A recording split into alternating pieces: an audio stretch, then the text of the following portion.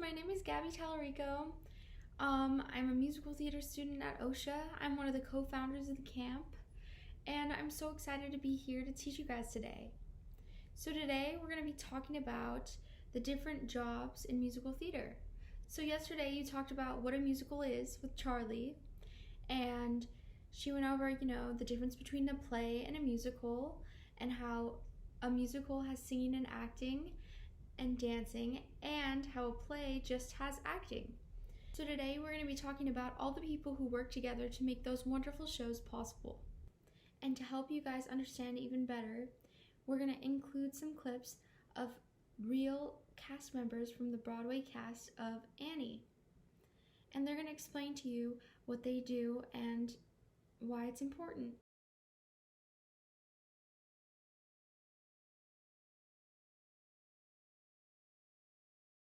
The director of a musical is kind of the boss, the chief.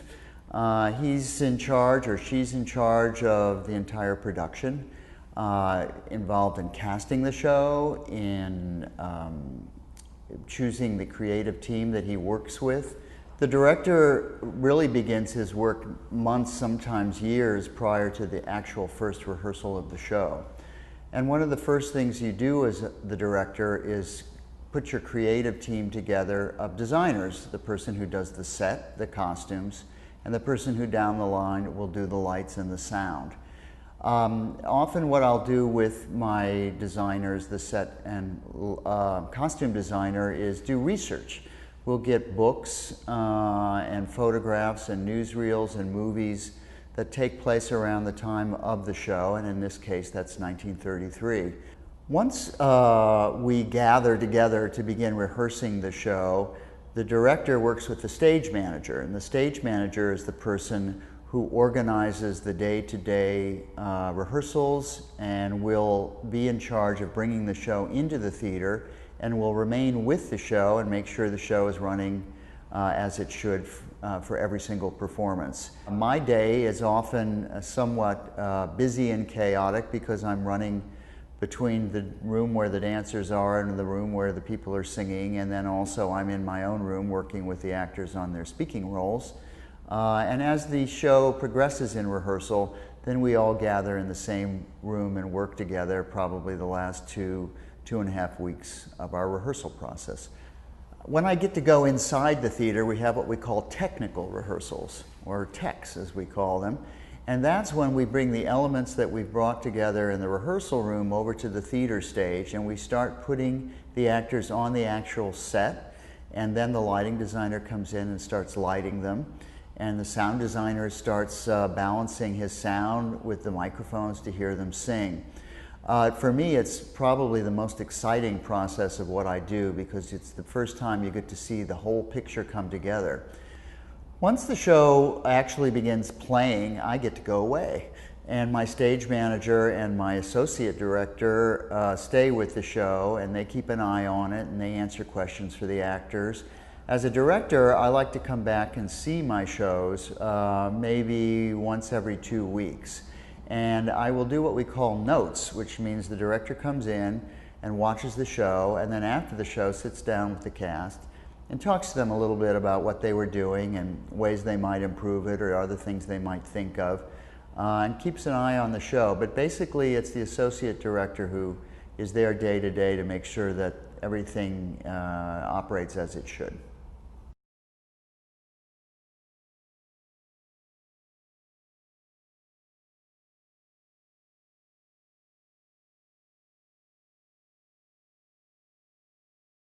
I'm Rachel Wolf. I'm the first assistant stage manager on Annie. And I'm Peter Lawrence. I'm what's called the production stage manager on Annie, which means the head stage manager on Annie.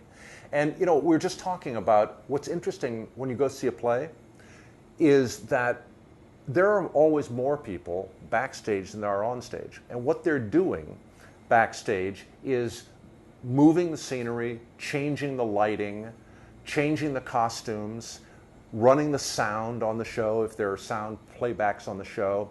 If there are wigs on the show, they're putting the wigs on the actors. It takes more people than you can possibly imagine. And so I think if I were describing what a stage manager does, Our job of coordination is to take all these different elements and make it look like it's one piece of storytelling on stage, and to make it happen that way every night. Everything that moves on the stage in production is ordered to do so by the stage manager by a cue. And so every light change, every scenery move, every prop move, everything is ordered by the stage manager. And so what Rachel's job is to make sure that on stage all those things are organized properly and move properly. So the way Peter and I work as a team, he's in charge of talking to the director and choreographer and all the designers and making sure he knows how everything is going to function.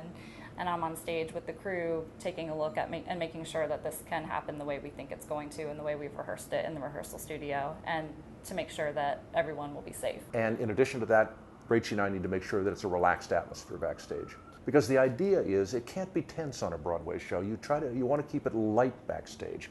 And especially with kids on the show, you want them to have fun. Because if they're going to be interesting on stage, they have to be having fun off stage.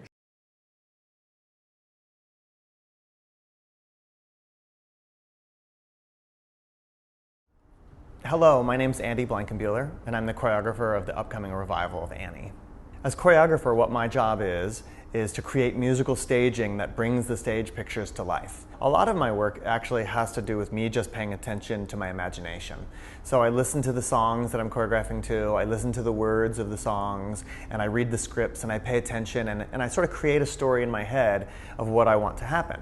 So the director gives me input, the writers give me input, and all the music gives me input. And so I walk sort of in circles in my studio and just listen to the music over and over again until I can see the story that I want to bring to life. And then after I see that story, then I figure out how to make dance steps out of it. So if a person is grumpy, is it with my shoulders forward? If a person is free and happy, does the body language go up, and are there jumps and are there turns? So I use my imagination in that way and then slowly build these numbers, build these dances. But that's only a small part of the process. The biggest part of the process is when I finally join the company, when we finally join the actors and the singers and the dancers. So up till then, it's just been music and the director and the writers and the designers telling me about the set. But then the first day of rehearsal comes, and that's when all the magic really happens. So we get into the room with that great, wonderful cast who all have their own imaginations. So we bring our stories, our ideas to them, and then they jump and they run with them. And they say, oh, that's great, but what if we did this? And so everybody goes in together, and the story really comes to life with brand new energy.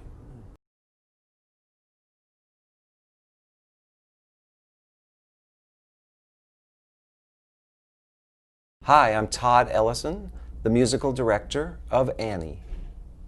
The musical director's job involves all the aspects of the music of the show, from people's voices to the orchestra players to arranging the music, and I end up conducting the show at night. So I'm there from the beginning with the auditions all the way to the final performance in the theater. My day as the musical director would start when I go to work and change into my tuxedo, and then go to everybody's dressing room, say, hi, how you doing tonight? And find out if anybody's got a cold, or they're not feeling good, or their throat hurts. And then go down to the orchestra pit and greet the 18 players that we'll have, and go to the podium, wait for I have a little red light right next to the podium, and when that goes off, I give the downbeat and away we go. And I have the best seat in the whole theater because I get to see the show right up close. Unlike a movie where the music is all pre-recorded, the Broadway show has live music.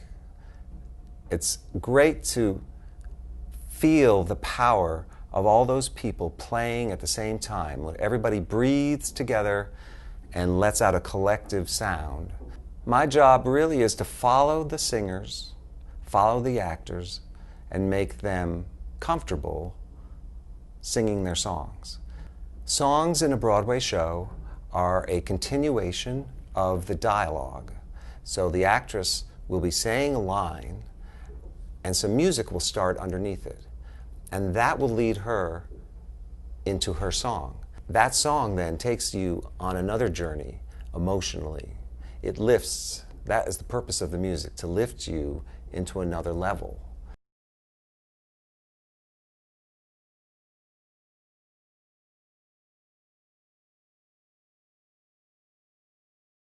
Hi, I'm Don Holder. I'm the lighting designer for Annie.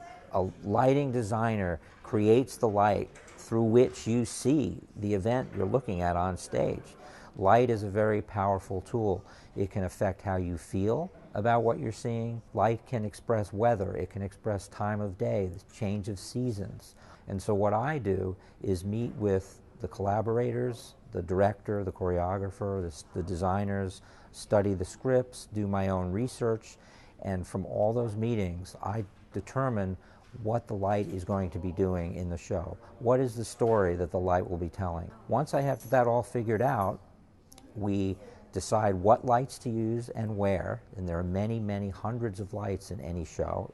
And then we create a series of cues, which are basically pictures, intensities, colors of lights, moment by moment, through the course of a show or musical.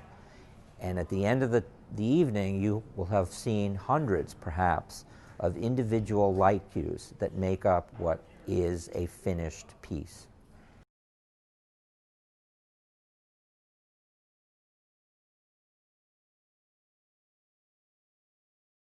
Hi, my name is David Corrins, and I'm the set designer for Annie. I basically create environments and scenery and total worlds for the stage. I read a play or a musical, listen to the music, and through a whole bunch of conversations with the director, the playwright, the composers, we look at research, we build models, we do renderings, and through all of that process, we wind up creating a stage environment.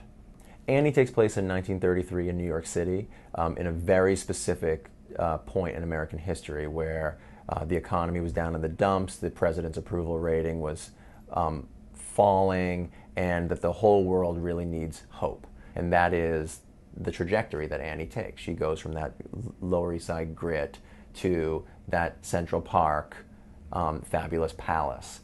And it's fun. I mean, it's a fun journey that she takes, and it's a fun journey that we get to take as a creative team in making that world. I work with a team of people every day in my studio with associates and assistants who help me be able to articulate to everyone that's going to eventually have to engineer and build the design. So we work with drafting, which is a technical drawing, sort of like architectural drawings. We work with building models, which are tools to talk to the scene shop, the people that are going to build the scenery.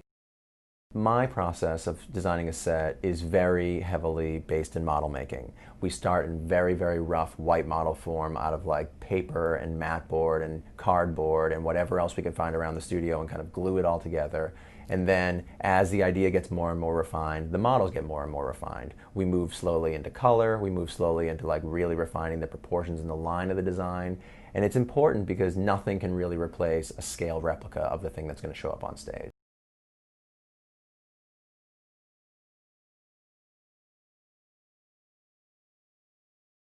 Hi, I'm Susan Hilferty. I'm a costume designer, and I'm designing the new production of Annie. People are always surprised at what a costume designer really does. They have ideas about being a fashion designer, about clothes, or somebody who only does pretty dresses. What I like to tell people is that I'm a storyteller, and my medium is clothing. So what I'm doing is trying to identify specific things about a character in relationship to the story that everybody is trying to tell. So the way I begin is by reading the play and listening to the music. The story of Annie, I know, takes place in New York City. My job is to create the people who live in my New York City. Because in fact, I have to invent this world. As you can see by my space, I love books. And books to me are a great way for me to look for inspiration. The other thing that's really important is that you touch things. So it is easy to look at a picture of a dress, but if you actually want to understand what that dress was and how it was made, you have to feel it. So I sit at my table, I start to sketch, I use my research, I have already had a conversation with the actor and we've talked about how we want to transform. I have in my mind visions of colors and textures, and then I do the drawing. A lot of my work is drawing because I get to think visually. So the drawing is something in which I explore what a garment might look like. As soon as I have a sketch, I take it right to the people who are going to make the clothes. And the makers will include a cobbler and a dressmaker, dyers, painters, a milliner, who's somebody who makes the hats, and then we start to move forward. We start to build an idea, sketch in 3D what the costume will look like. Every single actor will come in for at least 3 fittings. And we call them fittings because that's what we're doing, is we're going to fit all of the pieces together. We are looking at these variations and hoping that they'll all go together to make the vision that I've already put together when I did my sketch in the first place. Alright, so thank you guys so much for watching. I had a great time teaching you all today, and I'm so excited that we get to continue the camp even if it's not in person. I hope you guys have a great day. Bye!